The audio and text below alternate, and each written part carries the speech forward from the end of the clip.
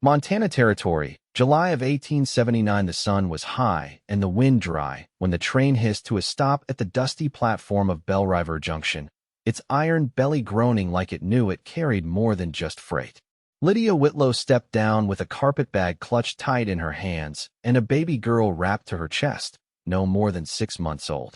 Her son, barely 4, gripped her skirt. His name was Benji, and he had not spoken in 3 days. She had come all the way from Kansas, hoping. The man who said he would marry her had promised to meet them here, to build a life out west together. He had spoken of land and cattle and a proper home. But she had stepped onto the platform to find no one waiting. She stood there for 15 minutes, then 30. People came and went, wagons rolled off, men called out for freight, women ushered children along. No one asked her name. No one looked her way twice. Then a boy with ink-stained hands from the telegraph office handed her a note. "Lady in green bonnet," he said, not meeting her eyes. "He paid me a nickel to give you this." The note was short. "I didn't know you had 2 kids. I can't afford that. Sorry." Lydia read it once. Then again. Her knees went soft, and she sat down right there on the bench with Benji by her side and her daughter asleep in her arms. She did not cry. Her jaw locked tight. She had $2 to her name. The station master asked her to move after an hour. She did not. "Ma'am, this is not a place to loiter," he said, though his voice was not cruel. "I am not loitering," she replied. "I am waiting." "For who?" She looked at him. "Someone better." That was when he walked off the freight ramp, boots heavy on the wood. Elijah Stenner had just unloaded a shipment of grain sacks from his horse cart. Tall, sun-browned, and quiet, he had been moving freight alone for 5 years. Folks knew he did not talk much and never looked twice at women. His ranch was 11 miles north, a quiet spread of land near the edge of the Ruby River. But he saw Lydia. He saw the way she sat stiff, too proud to ask for help, too poor to leave. Her son was curled beside her, hungry and tired, and her baby girl whimpered in sleep. He walked over. "You need something?" he asked. She looked up. Her eyes were the color of storm clouds. "No, you look like you do." "Then you are mistaken." He studied her for a moment. "Where are you staying tonight?" She hesitated. "Nowhere." He nodded once. "Then come with me." Her spine straightened. "I do not take charity." "This ain't charity." "Then what is it?" He looked at the boy, then the baby, then back at her. "It is me not sleeping right if I leave you here." She stared at him for a long moment. "Why?" Elijah shrugged. "Because you are the only one here not pretending you are fine." She stood slowly, shoulders stiff. "I am not afraid of work." "I got plenty of that," he said. He took her suitcase and helped her into the wagon. Benji climbed up beside her, still silent. Elijah tied down the grain and swung up beside them. They rode in silence for a while. "What is your name?" she asked. "Elijah Stenner." "Lydia Whitlow." "This is Benji. And the baby is Brielle." He nodded once. "Nice to meet you." They reached the ranch before sundown. It was not grand, a low cabin tucked along a ridge, a lean-to barn, and an old hound dog who barely lifted his head. "I have a spare room," Elijah said. "It is not much. It is more than we had this morning." That night, Lydia washed Brielle with a rag in warm water, cooked beans and cornbread with what Elijah had, and tucked Benji into a bed with clean sheets. She did not say thank you. He did not expect her to. In the morning, she milked the cow without asking. She swept the porch. She made coffee. Elijah watched her from the barn door. By the 3rd day, Benji spoke. "Mama, is this our new home?" Lydia looked at Elijah, who stood nearby, sleeves rolled up, hat low over his eyes. She knelt by her son. "No, darling. Just a place we are borrowing." But Elijah said, "We will see." That afternoon, he showed her how to mend harness leather. She was good with her hands. Careful. Focused. "You married?" she asked. "No, why not?" He looked away. "Too much land. Not enough time." She looked at the dry hills around them, golden in the sun. "Seems like a lot of quiet." He met her eyes. "Too much of that, too." That night, after the children were asleep, she sat on the porch steps. Elijah joined her. The stars were sharp overhead. "You do not have to keep us," she said. "I will find work in town. We will not be a burden." "You are not," he said. "I was left at a train station because I was too poor." Elijah's jaw tightened. "Then he was not worth you." She looked at him. "Why are you helping me?" He leaned forward, elbows on his knees. "Because when I saw you sitting there, I thought. That is the bravest woman I ever saw. And I have been waiting a long time for something to mean something. She stared at him. I never had much, he said. But I reckon I know what I want now. What is that? He turned to her, voice steady. You and your kids. That is all I ever wanted. Her breath caught. She did not speak. She reached for his hand. He took it. And for the first time in years, Lydia did not feel alone. The wind shifted on the fourth morning, bringing the smell of river mud and sweetgrass from the lowlands. Lydia stood at the wash basin behind the cabin, sleeves rolled to her elbows, wringing out Elijah's shirt with a practiced motion. Her hands were raw at the knuckles, but she didn't slow. Elijah was fixing a broken rail in the pasture. He'd shown Benji how to hold the nails steady, and the boy, quiet still, but steadier, had followed him out just after breakfast. They hadn't come back yet. Lydia glanced toward the ridge. Her daughter stirred on the quilt behind her, tucked into the patch of shade where the porch overhang met the side wall. The baby blinked up at the sky, content with the breeze. Lydia wiped her hands on her skirt and stepped over to check her. Brielle, she murmured. You're not fussin'. That's something. The child cooed and grasped at the air. A soft rattle of hooves pulled Lydia's gaze to the trail that wound up from the creek crossing. A man on a dun-colored horse approached slowly, dust curling behind him. He wore a town coat and had the look of someone unused to riding far.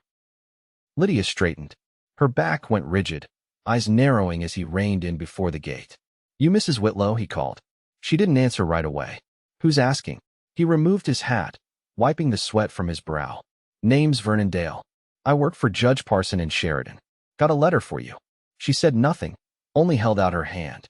He dismounted, pulled a folded envelope from his coat, and passed it to her. Then he glanced toward the pasture. You staying up here permanent? That's no concern of yours, she said, voice flat. He shifted, uncomfortable. Just delivering mail. Didn't mean anything by it. She waited until he rode off before breaking the seal. The paper inside was creased but clean. It bore her late husband's name, Daniel Whitlow, and a court's letterhead. She read it 3 times before folding it again.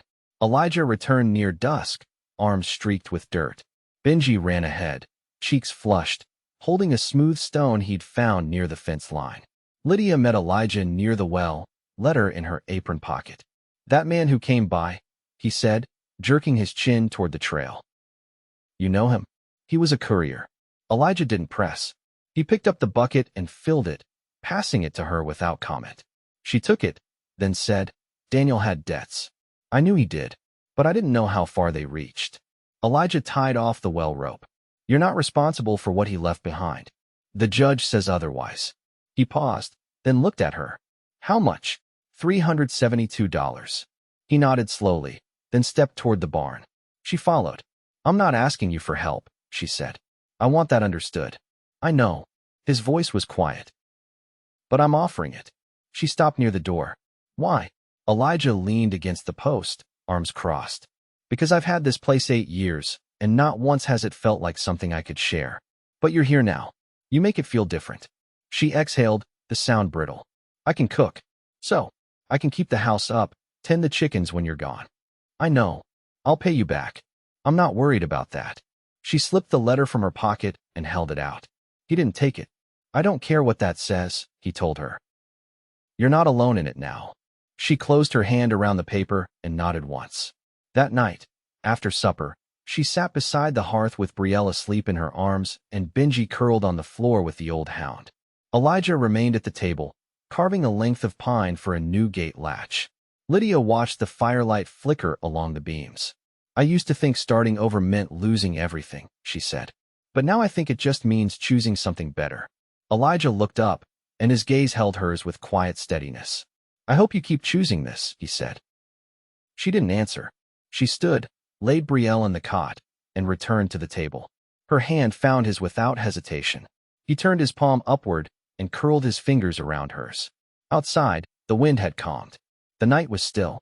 The first frost came early. By mid-September, the mornings held a thin rim of ice around the trough, and Lydia's breath turned white as she stepped out to gather eggs. She moved carefully across the brittle grass, her boots damp with dew, her shawl drawn tight. Inside the coop, the hens rustled low, sleepy but steady. She worked without sound, her basket half full before the sun crested the eastern ridge.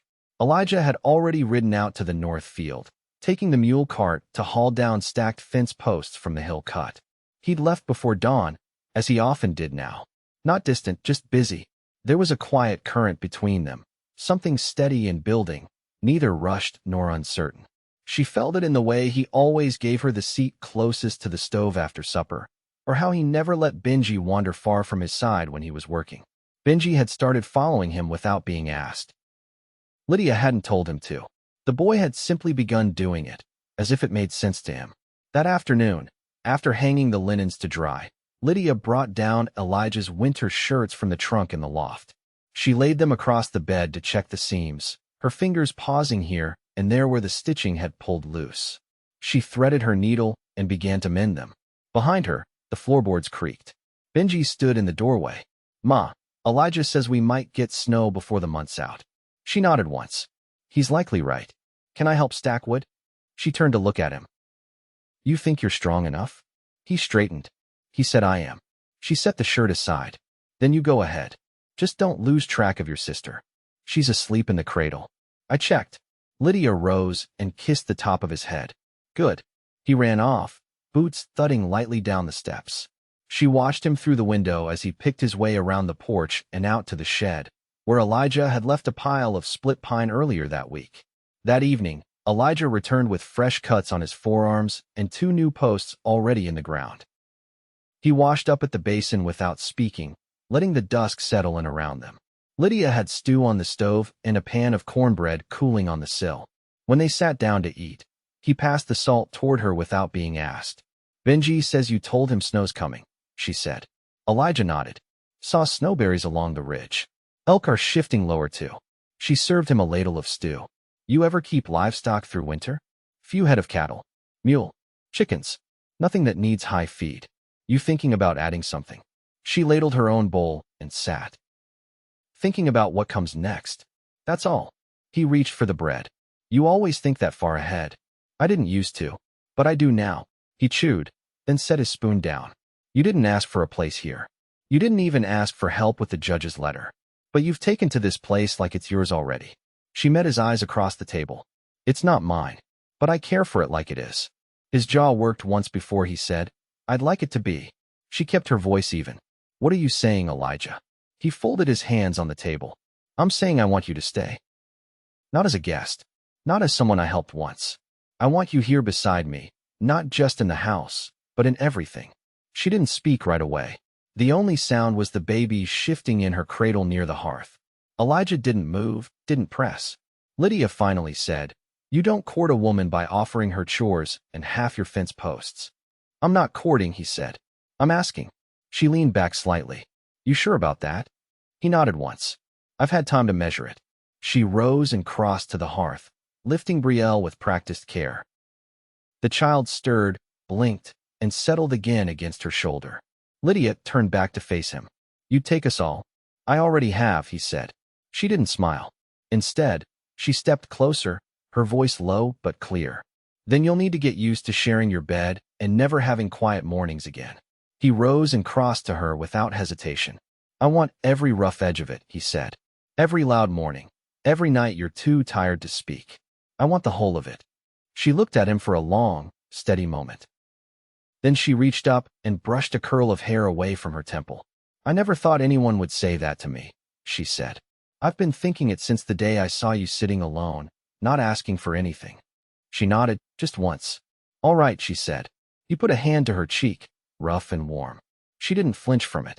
Outside, the night deepened, quiet and cold, but inside there was warmth enough. The wedding was held on a cold morning, just after the last of the leaves had fallen from the cottonwoods along the river bend. Pastor Hewitt rode out from Sheridan with his worn Bible and a wool scarf wrapped around his neck, his mare lathered from the ride. Elijah had hitched up the cart himself to collect him, returning just past dawn with the preacher and a small sack of flour, a gift from Hewitt's wife. Lydia wore a dress she'd let out at the seams, one she'd brought folded in the bottom of her carpet bag and hadn't touched since Kansas. She had brushed out her hair by lamplight, tied a faded ribbon through it, and asked Elijah not to look at her until she stepped out onto the porch. You sure you want me not to? He'd said that morning, half laughing as he pulled on a clean shirt.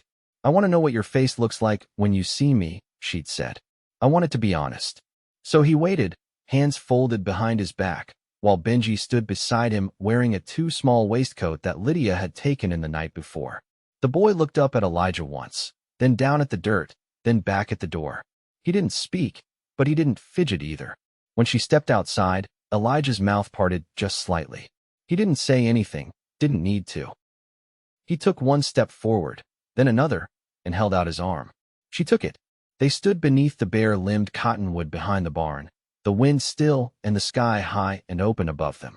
Pastor Hewitt cleared his throat. Do you come here of your own choosing? He asked them both. I do, Elijah said.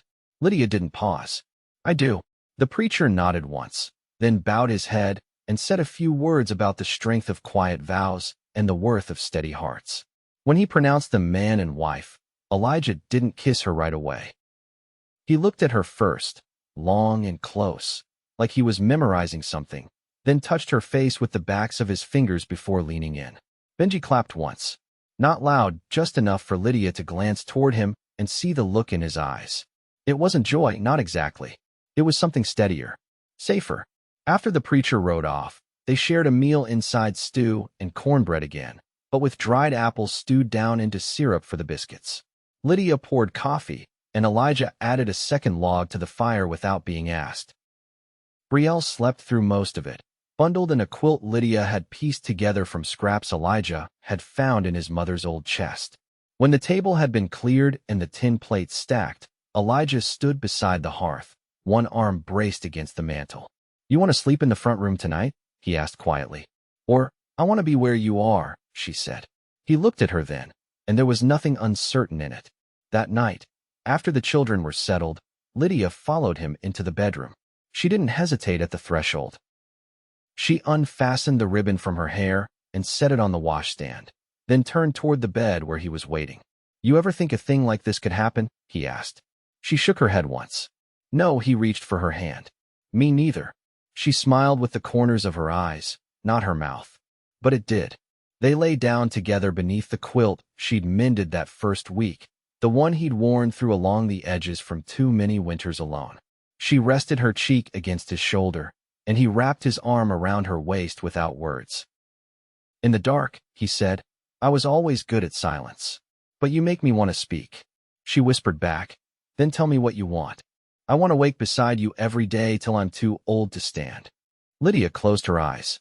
I want that too, she said. Outside, the night deepened. The wind picked up and rattled the shutters, but inside the cabin, it was warm. Elijah didn't sleep for a long while.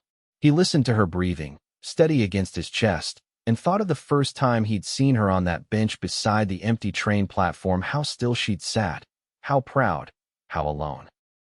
He turned slightly and pressed his lips to her hair. You're all I ever wanted, he said. She didn't stir, but her hand found his beneath the quilt and held tight. By the time snow dusted the first fence rails, Lydia had learned to carry a bucket of water from the well with one hand while cradling Brielle in the other.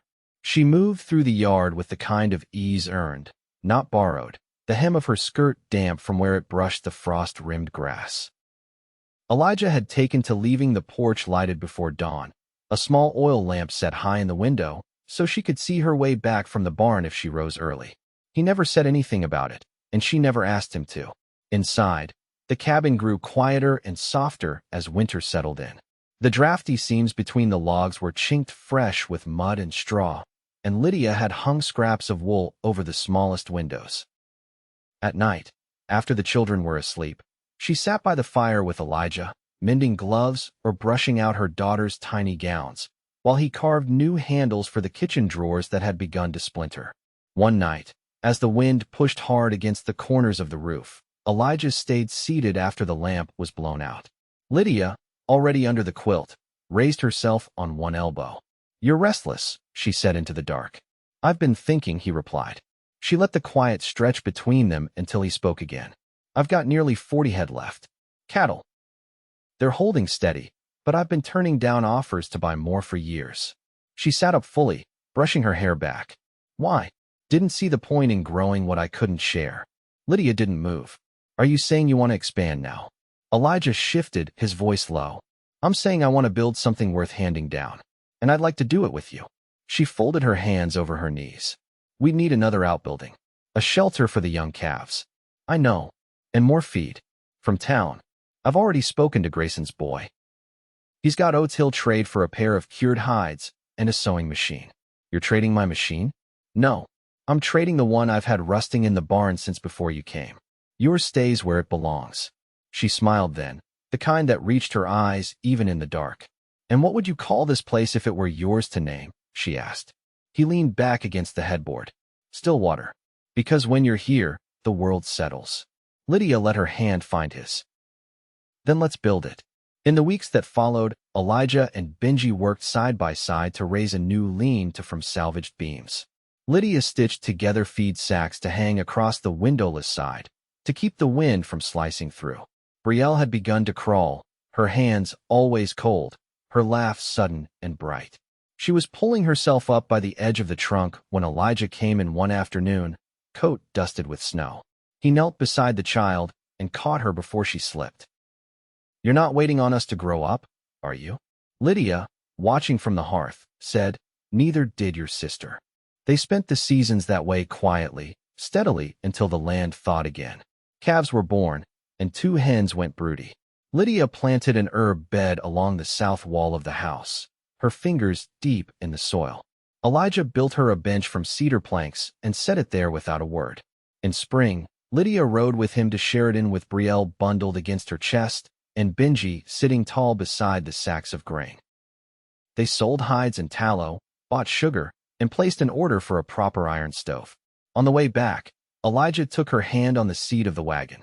I never thought I'd have this, he said. She looked over at him, wind lifting strands of her hair. You didn't think you deserved it? I didn't think it was mine to want. She squeezed his hand. It is now. That summer, the cabin filled with the smell of bread baking, and the sound of hammering drifted from the barn most afternoons. Benji began reading out loud in the evenings, his voice uncertain but growing stronger. Brielle took her first steps across the porch, unsteady but gleeful, and Elijah caught her before she toppled. Lydia stood in the doorway, hands resting on her hips, and watched him lift the child into the crook of his arm. She loves you, she said softly. He looked up, eyes warm. So does her mother. Lydia stepped down, moving toward him, and pressed her brow to his. And her mother always will. The sun sank low behind the hills, casting long shadows across the yard. Cicadas hummed in the grass. Elijah wrapped one arm around her waist and held her close, Brielle tucked between them like a promise kept. They stood that way until the light dimmed, until the land turned soft and blue. Years later, when the ranch bore the carved sign Stillwater at the gate, and the children had grown strong and sure, they still sat together on that cedar bench most evenings. Elijah's hair had silvered at the temples, and Lydia had lines at the corners of her eyes from all the years she had smiled at him. He never stopped looking at her like she was the beginning of every good thing. And she never stopped choosing him.